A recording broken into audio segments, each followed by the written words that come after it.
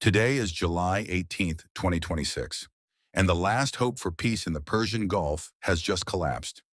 Iran has officially suspended its commitments under the Islamabad Memorandum of Understanding, the Pakistan-brokered deal that was supposed to end this war.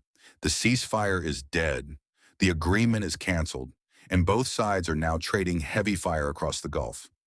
This is not just another escalation. This is a formal declaration that diplomacy has failed. And as the bombs fall, the Gulf nations are being forced to choose sides, with profound consequences for the Strait of Hormuz, for global oil prices, and for Africa. This is Africa coexistence. Here is what happened over the past 48 hours. Let's start with the MoU. Signed on June 17th, 2026, this 14-point agreement was meant to end the fighting and establish a 60-day period of negotiations towards a final peace agreement. Pakistan had spent months mediating, but on July 18th, Iran's Deputy Foreign Minister Qasem Gharbabadi made it official. Quote, "The U.S. has violated and suspended all its commitments within the framework of the Islamabad MoU. We have also suspended our commitments, we are not implementing them, and we are busy defending the country." Tehran accuses Washington of seeking strategic control over parts of the vital waterway.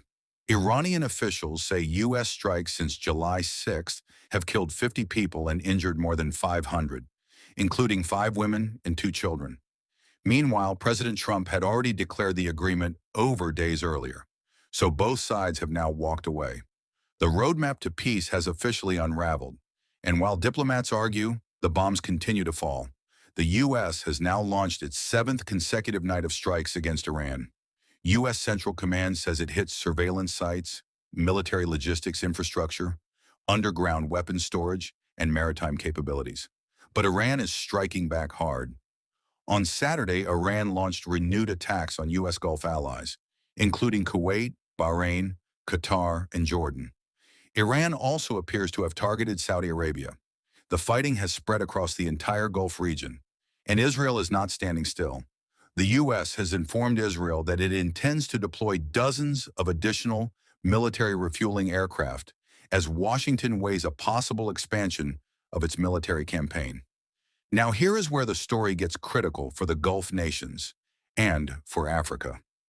On July 18th, the European Union and the Gulf Cooperation Council issued a joint statement. They rejected as unlawful any claim by any state to sovereignty or control over the Strait of Hormuz. They said no country has the right to impose transit permits, fees, or other restrictions on international shipping. But here's the key. The statement also condemned, in the strongest terms, Iranian attacks on commercial vessels and on the sovereign territories of Gulf states. They called on Iran to immediately and unconditionally cease all attacks and keep the strait open without conditions or fees. This is a clear signal. The Gulf nations are aligning with the U.S. and Europe against Iran. Some Gulf states are even actively participating in the strikes.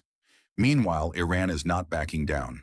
The Revolutionary Guards have declared that no oil or gas will be exported through the Strait of Hormuz as long as U.S. attacks continue. So where does this leave Africa? The Strait of Hormuz is effectively closed.